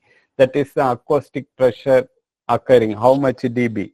Actual, what is dB? It is the difference between, or ratio between the observed one with respect to the atmospheric pressure. This is the logarithmic difference. Then it gives the dB. Generally, the recommended range is less than 50 dB. Sometimes we are getting 70 dB also. It's subject to evaluation. and we are presenting this result to the vehicle team and the management team or the program team, and they will decide whether this range is okay, or generally we are comparing with the legacy vehicles. Legacy vehicles means running vehicles or current production vehicles. Here generally our source is what in NTF we are doing. I am working mainly on the structure borne. There may be sometimes airborne noise also coming. That is taken care by the CFD people. What under the structure point, whether our system has any issue or not, that we are evaluating.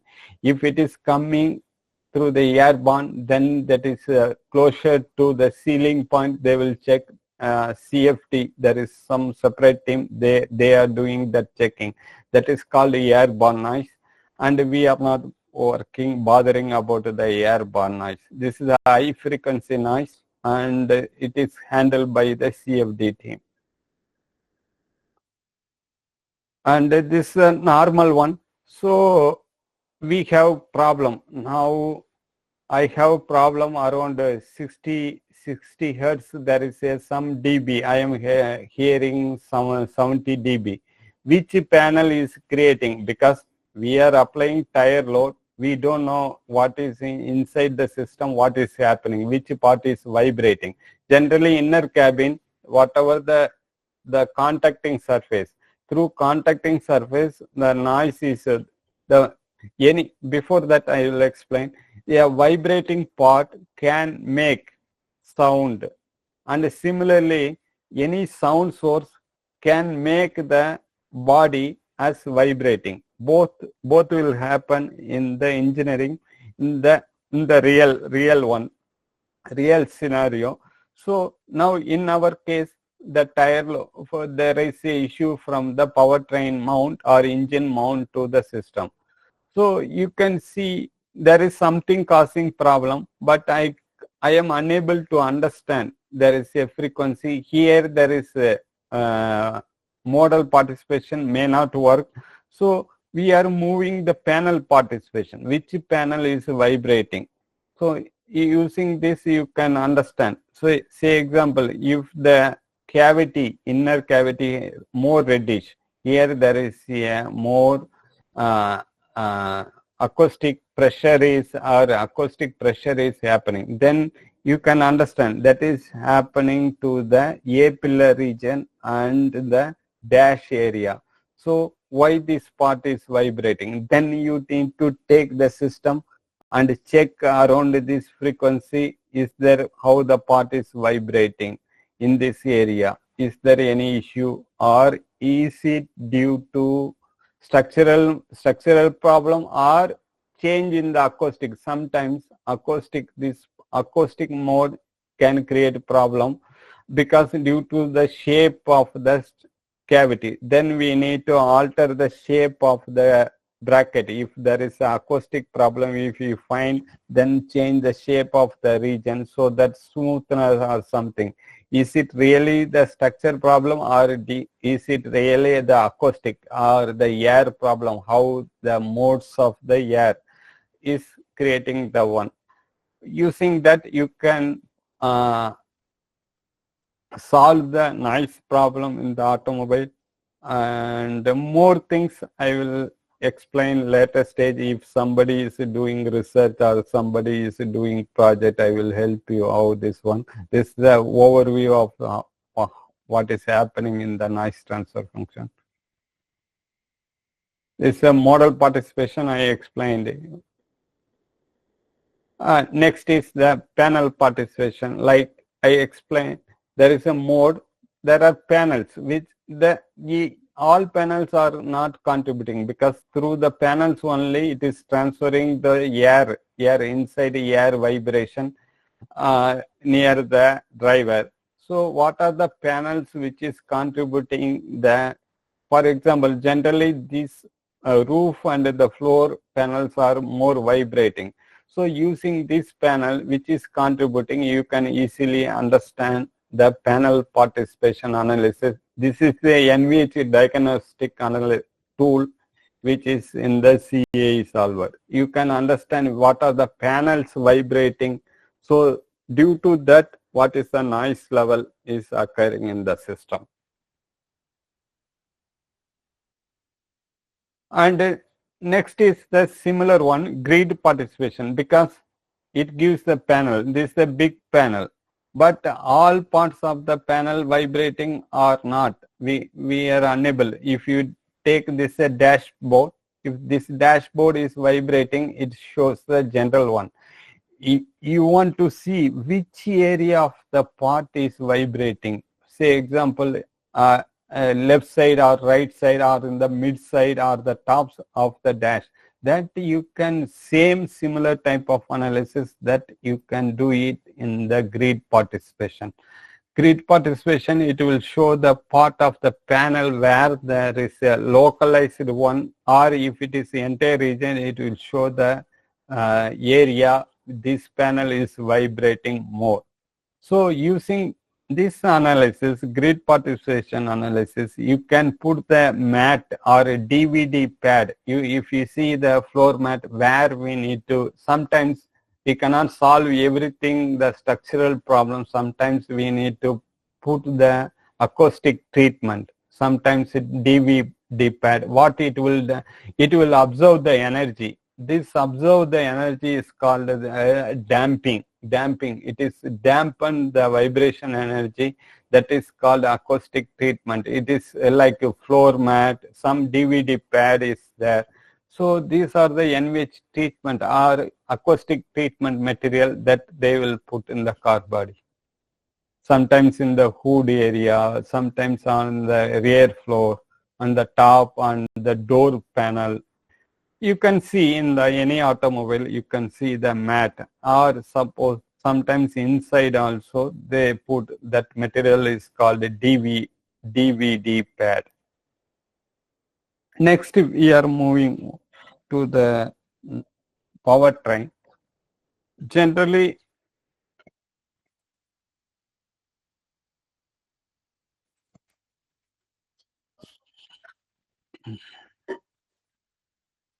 now in the powertrain source of, the combustion is happening in the IC engine.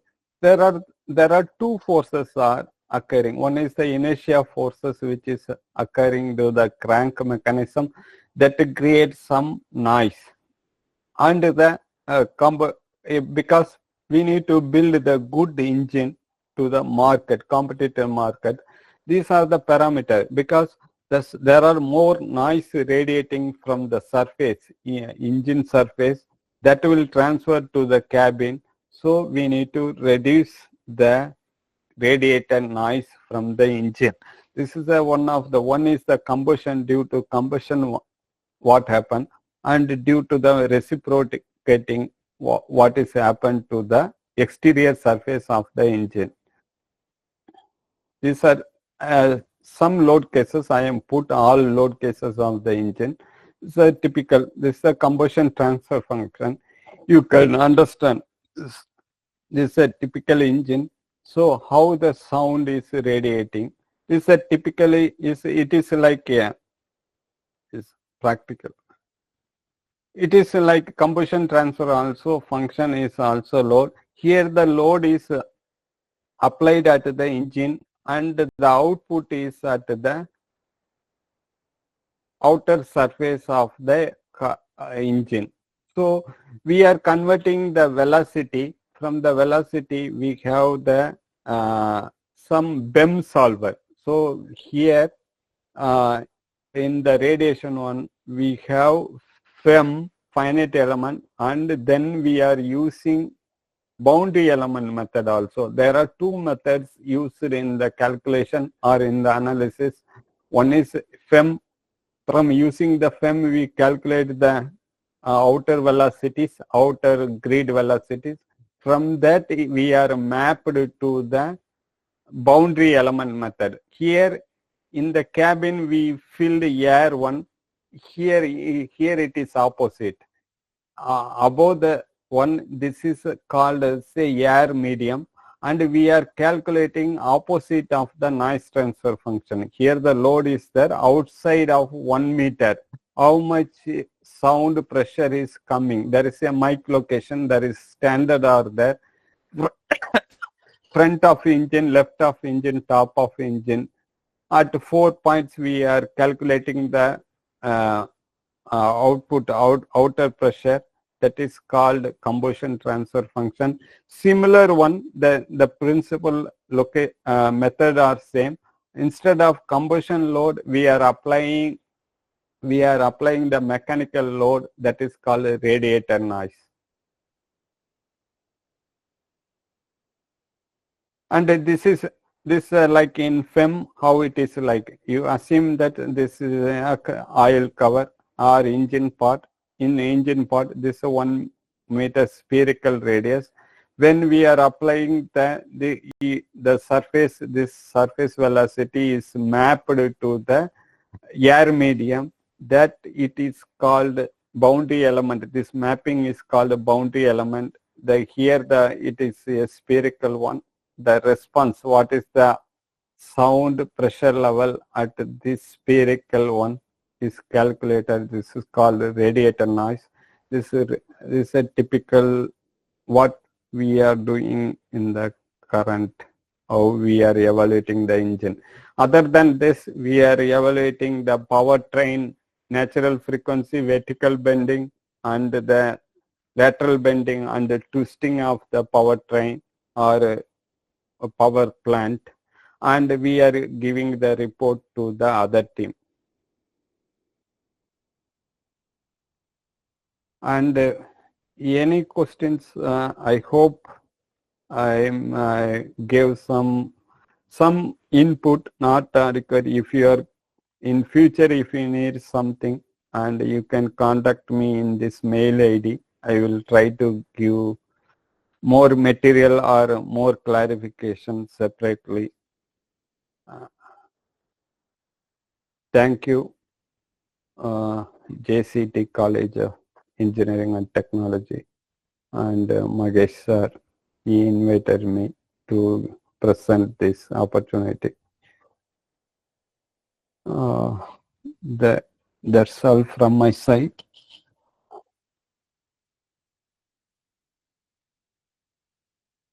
If the participant have any doubt, you may ask.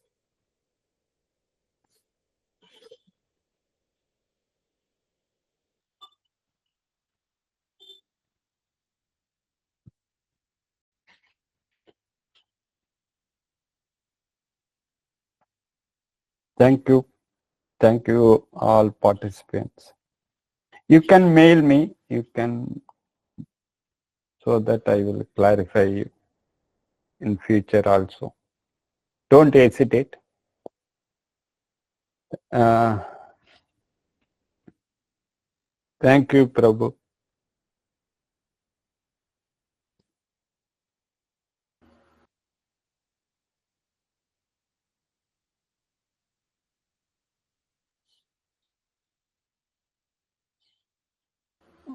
Shall I close the section, Prabhu? So thank you, sir, for your valuable speech. Okay, thank you. Towards this topic. So wonderful session, sir. We'll Okay. more information from your session, sir. Okay, thank you. And any future also, you can contact me, so that any topic, if your people need special attention on particular analysis or particular thing, I will cover the theory as well as the practical problem in future. This is just to overview. If somebody need, I will help it. Thank you. Thank you a lot. Bye. Thank you, sir. Bye. Okay, the participant can attend the feedback. I will post the feedback on the chat box.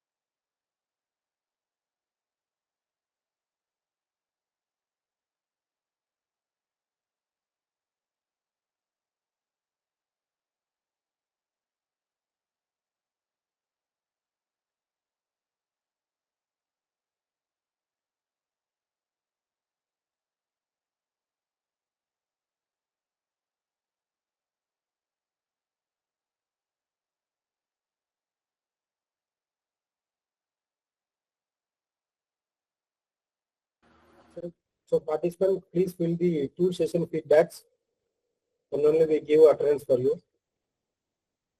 After finishing the feedback, you may leave the session.